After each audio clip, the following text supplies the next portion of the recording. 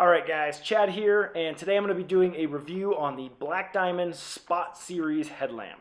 Now, real quick, I'm just going to show you what this guy looks like. I'll give you a little close-up here. You've got the two LED lamps right there. You've got your one button on the top right here. Your power tap button is that guy right there. This is nice, it's adjustable. To open the case, you just want to push this way here and open that up like that. It uses 3 AAA batteries. All right, let's just go over some features of this guy, the advertised features. The first thing that they say about this guy is it's fairly lightweight, and I don't want to say it's too lightweight because it's definitely quality. It feels quality in my hands, but it weighs in at 3.1 ounces. In maximum brightness, you are looking at 30 meters or just shy of 100 feet. And field tested this when we took it overlanding. I'm going to definitely say that it falls in that category. It's got a very good range on it. The small stuff off of the bottom of it so we can actually burn the good wood. The next feature that they list on this guy is that it is fully waterproof. You can submerge it for 30 minutes at up to 1 meter. Now on the box here they label this as IPX8. Technically, it's an IPX7 rating. IPX7 is 1 meter for 30 minutes. To get the IPX8 rating, you need to have an additional feature beyond that. And although I would personally say it definitely qualifies, they didn't list anything on here, so it's an IPX7 even though they claim it's an IPX8. Let's go over the cons of this guy real quick. Here's what I don't like about this. It has 4 light settings, but they are incredibly difficult to figure out and use. It comes with a little set of instructions here, and I have read these instructions, and I have it figured out now, but it took me a long time and a help of one of my friends to actually get this figured out, and the way that you use it has nothing to do with what this says. So here's my recommendation for the light settings on this guy. In its factory setting, it's going to come with the main lamp on. Okay, your power tap button right there means that any setting that you're in is going to bring you to maximum brightness on both lamps. Okay, so power tap off will bring you back to main lamp on. I would leave it in those settings and I wouldn't change it. To change from lamp to lamp, it becomes difficult. It's here. Let me show you. Well, let's look and see real quick. Let's go to Black Diamond's website here. Turn on the main lamp. You ready? Let's turn on the main lamp. Let's click the button once. That's not the main lamp. Let's read the instructions.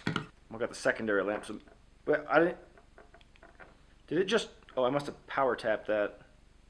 I'm literally watching the video on Black Diamond's website right now, and I cannot get this to do what they're saying it should do. I've got the instructions right here. I'm reading these. I'm doing exactly what it says, and I can't get just the big lamp on. I can't get it into that setting. Okay, just to put this in perspective, I'm not the only one who can't figure this out. Oh shit. Did you do it? I don't know how. You did it. I have no idea What? how. Alright. I don't know how I did it, but I did it somehow. Now it's just switching back and forth for you. I tried that for like 5... Magic. See, but now I want both of them back on. How did you do that? So, keep it on, long press again. That's the dumbest thing. Do you get that out of this? No. Okay, I don't get that out of that says either. nothing. This doesn't explain anything at all. Here's a tutorial of how to use all of the settings on this lamp. One click is going to bring you on. Okay? From off, I can double click to switch lamps. From off, I can double switch to switch lamps. If I want both lamps on, I have to go on to main lamp, press and hold, gives me this lamp.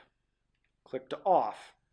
Back to on, click to hold, turns this lamp off, gives me the ability to switch back and forth. Strobe is triple click, and your red lamp right there, from off, press and hold, brings you to red. From off, press and hold, brings you back to white. That is how you use it. Cool. Pros of this guy. Now, there's a lot of pros. I actually really like this headlamp, and I do recommend it, even though that it's not user-friendly whatsoever. The instructions are trash. Here's one of the big things that I really liked about this thing, is that I got it and used it for swimming my locations for cliff diving. It's gonna have to do if there's deep enough water. I'm gonna go in and scope out underwater right now. Dom's gonna kind of follow me along. So I was actually taking this thing 10 to 15 foot underwater, 30 seconds to a minute at a time, and it worked perfectly. And because it's a 300 lumen light, it was able to illuminate the area that I was swimming well enough. Not in this scene. It's at least 10 feet. Because that water was super murky, but when I was jumping in the Colorado River, I could see underwater, and it helped me be able to identify good jump locations for cliff diving. I swam it. There is a boulder underwater here. It's close to the rock face. You got to clear it a little bit. Using it at the campsite obviously just goes right on the head. Turn it on, turn it off. Simple, bright, perfect. I liked that. Like when I drove out on this crazy rock shelf like an insane person. Here's the other thing that I really like about this guy. It is got a very durable construction. You can feel that it is made well. Here's the thing that kind of worries me a little bit. I've taken this thing underwater far beyond its recommended use. Well, the big one seems to be safe. And it worked perfect, but there's no seal. There's no seal in here to keep the water out. I guess I expected there to be a rubber seal there, and there's not. But I mean, good durable construction. Everything's well built about this. The adjustments on this thing are very heavy duty. You can feel that it's built well. The elastic headband is exceptional. I always expect this to be one of the things that's going to fail quickly. The adjustments on it are super simple to use. 1, 2, adjusted. It's as simple as that. Like I said, these guys are pretty cool. I definitely do recommend it, other than the one little hiccup that it has. I bought mine on Amazon, and I left a link in the description if you want to check it out there. Thank you guys for watching this. As always, if you like what I do, subscribe to the channel. And if you want to see the adventures that we use this on, make sure you check out our Life Projects channel. There'll be a link for that also in the description. Thank you guys. Have a great day. Warnings. All right, here we go. A responsible adult must supervise use by children under the age of 12. That's weird. I can't really think of a way to hurt yourself with it, but all right. So nobody under 12 is allowed to use this. To reduce risk of strangulation. Ah, gotcha. So that's a thing. All right, we'll go with it. To reduce risk of strangulation, don't place headlamp straps around your neck. I didn't just do that. Do not stare directly at the beam. Oh, yeah. No, don't do that. Oh. Okay.